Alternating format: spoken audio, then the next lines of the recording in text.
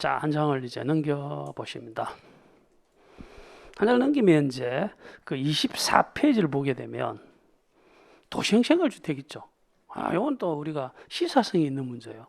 도시생활주택 많이 사회에서도 많이 들어보거든요. 그러면 이게 도시생활주택이 뭐면 이것도 또 확실하게 알아두시다. 너무 넓게 할 필요 없고 딱 알아둬야 될 것이 이름이 도시생활주택이죠. 도시생활주택이잖아. 근데 이거는 세대수가 많아야 될까요? 적어야 될까? 이게 뭐 엄청 많이 나왔어요. 300세대 미만이 돼야만 도시생활주택이 됩니다. 이게 왜 그러냐면 도시생활주택은요 되게 되면 규제를 좀 완화해 주거든요. 그래서 규제를 완화를 받기 위해서는 너무 많은 세대는 완화 안 해주겠다는 거예요. 그래서 도시생활주택은 첫째가 몇 세대 미만이다? 300세대 미만. 이건 절대로 잊어버리면 안 됩니다. 그리고 또 두 번째 규모가 크면 안 돼. 우리가 이제 좀 서민주택 등을 조그만 주택 있잖아요. 이런 것들을 뭔가 규제를 좀 완화해서 잘 많이 짓도록 하는 게 좋겠죠. 그렇기 때문에 반드시 국민주택 규모 이렇게 돼 있죠. 이 두 가지를 체크하셔야 돼. 300세대 미만의 딱 적었고요. 300세대 미만의 무슨 규모다? 국민주택. 요거는 잊지 마시기 바랍니다. 이거는 잊지 마시기 바랍니다. 됐죠? 자, 이렇게 좀 적어두시기 바랍니다. 그리고 이제 하나가 조금은 어렵기는 한데요. 그 다음에 또 다운표가 하나 있죠. 그게 이제 우리 이제 주택법 등을 배우다 보면 국토의 계획 및 이용에 관한 법률을 많이 배워요. 많이 언급이 돼. 간접적으로 출제가 되는데 이 법률에 따른 도시지역입니다. 도시지역도 주관식이 나옵니다. 도시지역도 그럽니다. 요 세 가지는 외워주세요. 앞으로 우리가 도시생활주택 하면 300세대 미만이구나. 국민주택 규모구나. 그럼 국민주택 규모니까 얼마예요? 85죠. 그럼 100은 안 됩니까? 100은 안 된다고요. 왜냐하면 국민주택 규모 중에 85도 되죠. 100도 되지만은 100이 되기 위해서는 도시지역이 아니라고 했잖아. 그러니까 이건 항상 85가 돼야 되는 겁니다. 자, 그거 뭐 좀 세부적으로 보면 그런 것도 알아. 요 세 가지. 요렇게 되면 도시생활주택이다. 맞죠? 됐습니까? 요 정도만 합니다. 요 정도 한다. 요 의의는 요 정도 하고 그 다음에 종류 세 가지만 좀 외워둡시다. 종류는 우리가 도시생활주택 중에 원룸형 주택도 있죠. 단지형자를 붙인 단지형 다세주택도 있고 단지형 연립주택도 있다. 이 종류까지만 기초과정에서 좀 알아두시기 바랍니다. 됐죠? 자, 그 다음에 또 칠판을 한번 보도록 합니다. 지금부터 이제 하는 것이 건설 파트예요. 지금까지가 용어 정리에 대해서 했었고요. 자, 그래서 주택을 건설하려면 어떻게 할 거냐? 건설 과정이 어떠냐? 이거는 우리가 지난주에 됐었는데 항상 건축법과 비교하셔야 돼. 이 빼대만이라도 기초과정 알아두셔야 됩니다. 건축법이 특별법입니까? 주택법이 특별법입니까? 그 주택법이 특별법이에요. 그러니까 특별법은 주로 규제를 좀 적게 합니까? 많이 합니까? 많이 하려고 만든 법이다.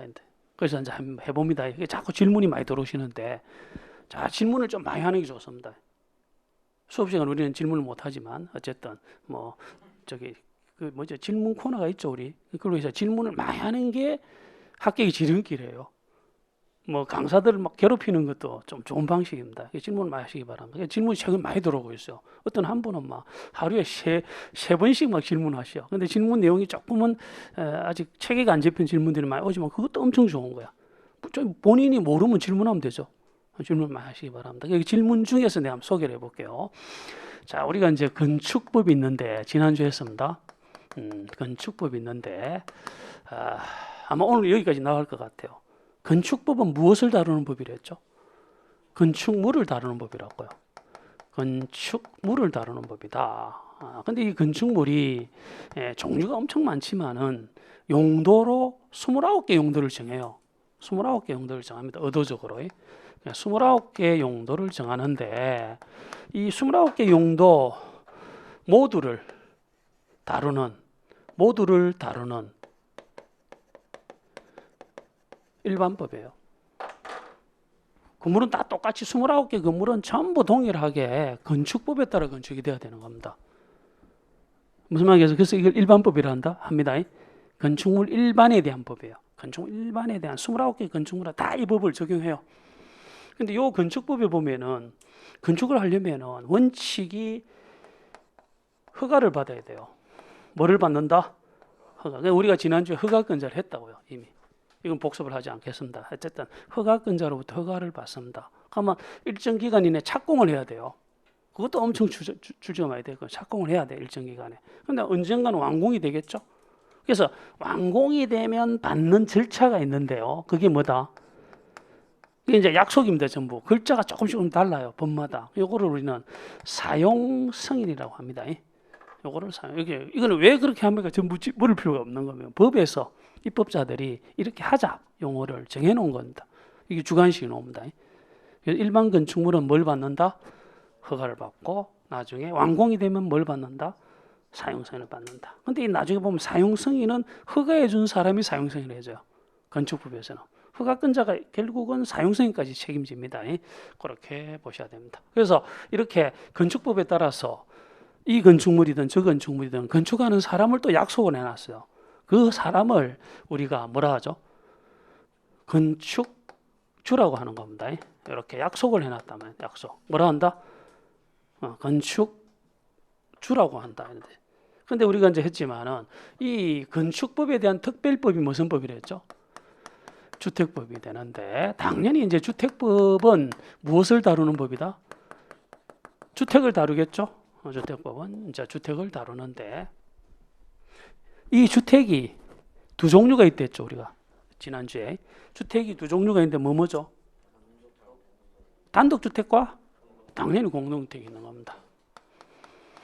단독주택과 공동주택이 있는데 이 단독주택 공동주택은 사실은 29개 용도 중에 1, 2호였죠. 물론 뭐 조금씩 차이가 있었지만 어쨌든 그것만 딱 떼서 만든 특별법이 무슨 법이죠? 주택법이다. 이게 이제 특별법이지. 뭐에 대해서 특별히 뭐에 대해서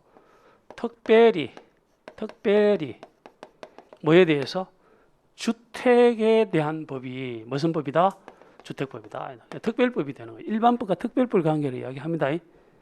그러면 결국은 특별법에서 특별히 규정한 것이 있으면 특별법을 적용하죠. 근데 다 특별히 규정 안 해버리면 건축물이기 때문에 건축법을 적용하죠. 이걸 꼭 알아주셔야 돼요. 특별법과 건축법의 관계. 다시 원래 건축물 일반에 대한 법이 건축법이잖아요. 건축법은 사실 건축물에 대한 모든 것들을 다 규정을 해놨어. 해놨는데 특별히 주택에 대해서만 특별법에서 규정하고 있으면 규정하고 있는 것은 무슨 법을 따라서 하고 주택법을 따라 규정 안 되고 있으면 당연히 건축법을 하는 거예요. 이게 진짜 중요합니다. 실제로 우리가 공부를 하며 있었어요. 자꾸 질문하는 게 한 80% 이 질문이야. 아까 내가 했던 분이. 우리가 이제 사회에서 자꾸 용어를 뭐 시행자다 이런 표현을 막 쓰잖아요. 그런데 법에서는 반드시 이름을 딱딱 정해놨어. 아까 이 사람은 뭐라고 했죠? 건축주죠. 건축주라고 표현을 쓰지만 주택법을 떡 보면 이런 말이 나와요. 오늘 이제 하게 되는데 특별히 주택 중에서도 단독주택 30호, 공동주택 30세대 이상을 건설할 때는 이것만 갖고는 안 되겠다는 뜻이지. 당연히 허가는 받기는 받아야 되지만 허가 말고 특별히 더 받아야 될 게 있다. 이렇게 생각합시다. 그 더 받아야 될 것이 뭐라고요? 이게 이제 이름을 우리는 사업계획 승인을 하겠다는 뜻이에요. 이걸 우리는 사업계획 승인이라고 이름을 약속을 한 거예요. 그럼 이것도 역시 사업계획 승인 받으면 일정 기간에 착공해야 돼요. 했다가 완공이 됐을 때도 받는 것도 이름이 달라요. 이름을 뭐라 한다? 사용검사라고 하는 겁니다. 그래서 우리가 아까 제가 질문했던 분이 자꾸 사용검사, 사용승인을 모르지, 그죠? 안 배웠기 때문에. 그죠? 우리가 사회에서는 준공이라 하거든. 그런 차이점을 자꾸 물어보는데 정확하게 안합니다. 요거는 뭐라 한다? 사용검사라고 하는 겁니다. 그래서 이름이 다르다는 겁니다. 됐죠? 그래서 우리가 특별히 이러한 주택법에 따라 이런 세대 이상이 되어서 이거를 받고 건축하는 사람이 있을 거 아니에요. 그 사람 우리는 또 약속을 하는 겁니다. 사업 주체를 하자. 그 사람은 뭐라 하자? 사업 주체를 하자는 뜻이. 이 사람을 사업 주체 이렇게 돼요. 이거 뭐 약속이니까 왜 그런지는 질문하면 안 됩니다. 그래서 우리가 사회에서는 그러면 사업 주체는요. 사회에서 이야기하는 시행자입니까? 시공자입니까? 이걸 또 질문을 많이 해.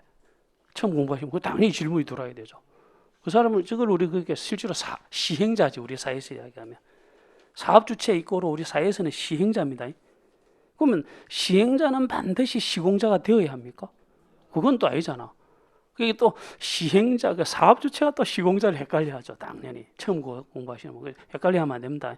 사업 주체는 우리 사회에서는 시행자고, 이 시행자가 시공자도 될 수 있죠. 자기가 시행자 겸 시공자도 될 수 있지만 그 말은 시행자하고 시공자가 다를 수도 있죠. 사업 주체와 시공자가 다를 수도 있는 겁니다. 당연해요. 나중에 보면 주택법에서는요, 이 주택이 사람이 거주하는 시설이다 보니까 아무나 시공을 못해요. 시공자가 되기 위한 요건을 갖춰야 돼. 그럼 다시 한번 이야기하지만 사업 주체는 시행자에 불과하잖아요. 근데 시행자인데 이 사람이 시공자가 되려면 별도 요건을 구비해야 되거든. 별도 요건을 구비 못하면 다른 진짜 자격을 갖춘 시공자를 선정해서 하죠. 그게 시공자와 사업 주체가 다를 수도 있다는 겁니다. 그런 걸 알아두셔야 됩니다. 그래서 실제로 나중에 보면 여기서 할 게 엄청 많아요. 이제 기본 과정에서 하는 게 뭐냐면 사업 주체는 누구냐? 사용 검사권자는 누구냐? 사업계획 승인권자는 누구냐? 이런 걸 하겠죠. 그거는 지금 하면 안 돼. 기초 과정에서는 하여튼 핵심만 딱 잡아놓는 거야. 저 체계를 꼭 알아두셔야 됩니다. 조금만 합니다. 그래서 실질적으로 25페이지부터는 거의 안 할 겁니다. 핵심만 잡아버립니다.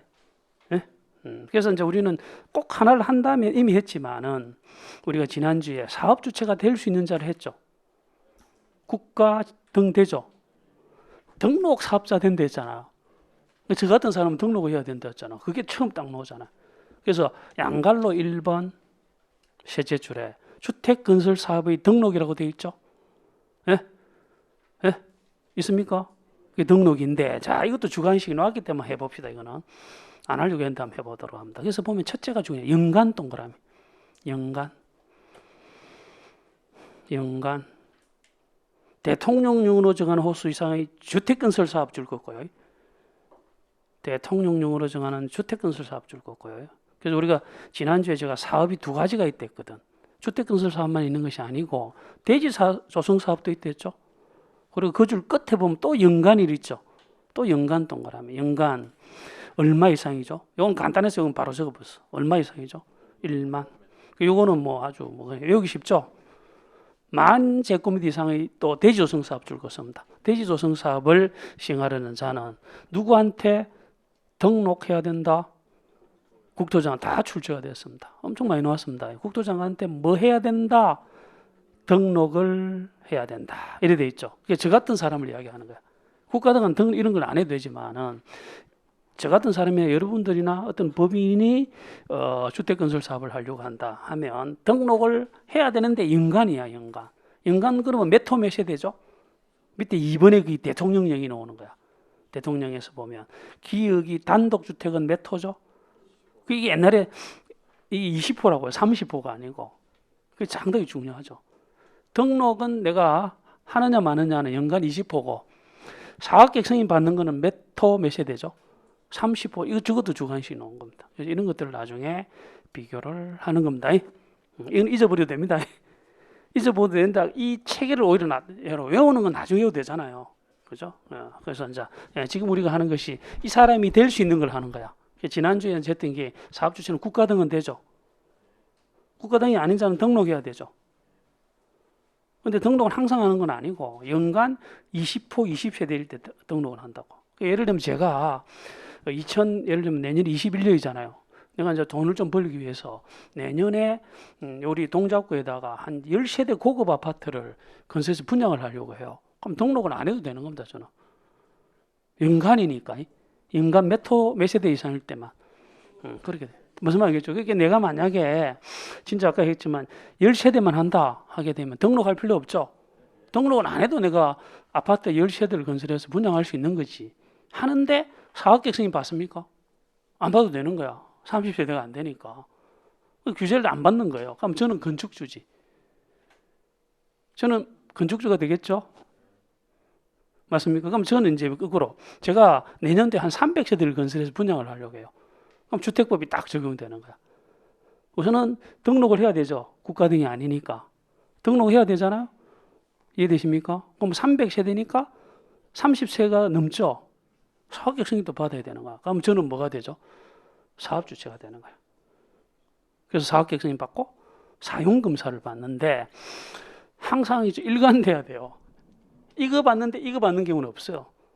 이거 받고 이거 받는 경우도 없습니다. 쭉 내려가야 돼. 이렇게 쭉 내려가는 겁니다. 이렇게 내려가는 것이지. 이해되십니까? 근데 이게 어렵습니까? 이게 어렵습니까? 받기가. 이게 어렵죠. 원래는 만약에 30호, 30세 되면 사업계획 승인도 받고 허가를 받아야 돼요. 왜? 건축물이니까 건축법 적용도 하는데 이거 받으면 이거 받은 걸로 본다. 이래 돼 있는 것이. 이렇게. 이거 받기 힘드니까 이 해당 특별법에서 이거 받은 걸로 본다고요. 그래도 받아야 되는 겁니다.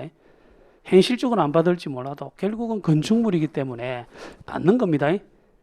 요것도 나중에 좀 어려워지는데 하여튼 무슨 말인지 알겠죠? 요거는 기초과정 할 때 꼭 알아두셔야 됩니다. 등록했습니다. 자, 그렇게 하고 또 한 장을 넘깁니다. 그래서 이제 3번 양갈로 핵심만 딱 잡아놨습니다. 3번 양갈로 보게 되면 사업계획 승인 대상 원칙이라고 되어 있죠. 원칙은 30분 30세대라고요. 이것도 주관식이 나왔습니다. 됐죠? 그리고 이제 착공도 역시 꼭 알아두실 것은 5년이나 해야 돼, 원칙이. 그 밑에 뭐 5년이란 말이 있죠. 5년이라고 체크를 해두셔야 됩니다. 됐나요? 그렇게 이제 보시고, 자, 이제 조금씩 또 쉬셨다가 천천히 합니다. 하는 것만큼은 꼼꼼히 하셔야 되고, 그래서 다음 시간을 좀 쉬어야 되는 이유가 주택조합 엄청 중요해요. 주택조합도 올해 2문제 이상이 나왔는데, 자, 주택조합에 대해서도 아주 핵심적인 것을 해버립니다. 다음 시간에 26페이지부터 합니다.